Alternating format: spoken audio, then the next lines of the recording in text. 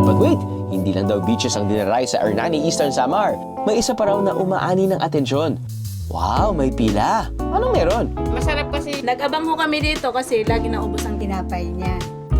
Taray ni nanay, mala blockbuster ang tinapay. Magandang hapon. Magandang hapon po. Pwede ba makabili ng tinapay? Pwede rin.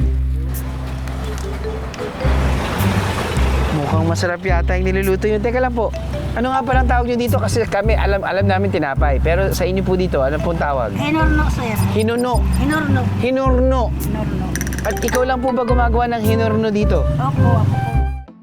Mahigit 30 years na raw ginagawa ni Nanay Dolor ang pagluluto ng hinurno. Kaya naman pala pinipilahan. Magkano po isa?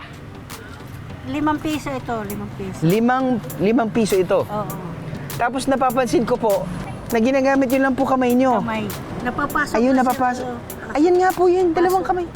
Eh kasi napakainit, ba't di ko kayo gumagamit ng tong? Hindi naman pwede, sir, kasi masisira pag hilaw pa. So mas okay na masira yung mga daliri nyo, basta di lang masira yung tinapay. Oo. Hindi naman mabibili, sir, pag sira na. Kasi parang pandikoko. Oo. Pandikoko na patayin na yung koko mo. Patay na yung daliri. Patay na yung daliri. Nahina talaga kami sa basta tinapay na bagong luto. Mahina. Harap.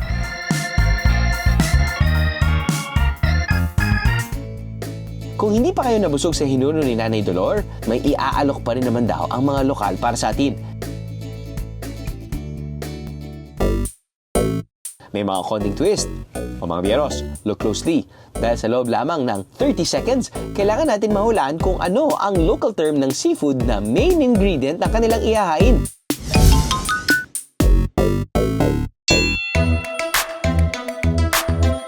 May mga letra na magiging clue sa huhulaan nating pagkain. At may picture din. Yun nga lang, naka-zoom in, biyeros. Talbosay, talong, tarnaw, tablog, tagatag, tagatog, talagtog, tagalaglag, log, tagaloglog.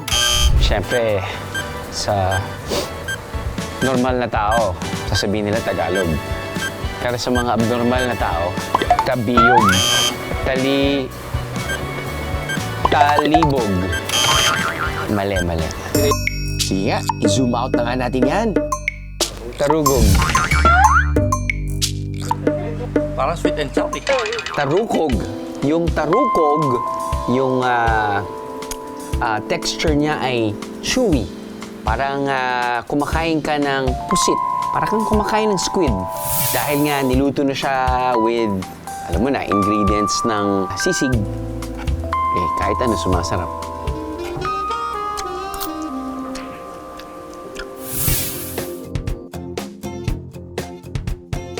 Sa totoo lang, parang siyang mushroom, pero hindi siya mushroom.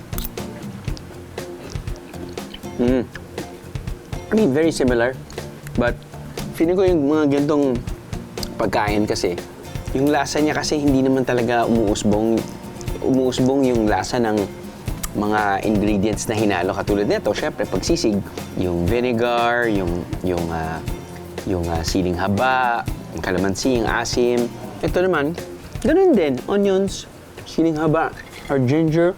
Anyway, whatever it is, at least, sarap siya.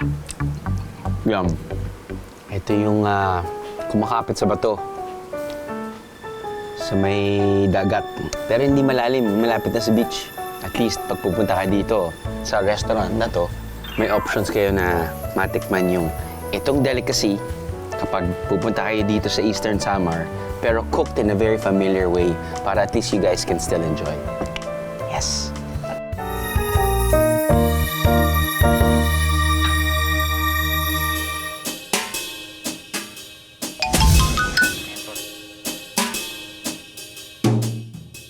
Taliktaha, taginiktaha, tawa, tahaha, taeka, muna, taha.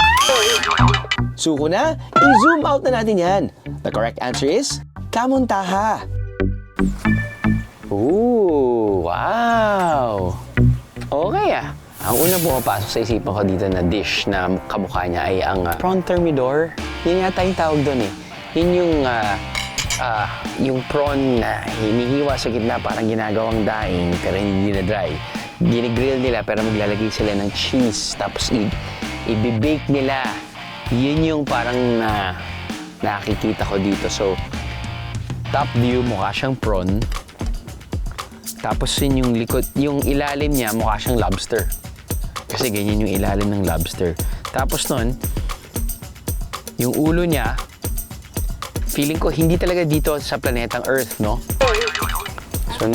So naglagay si Kuya ng keso at ang special sauce. So,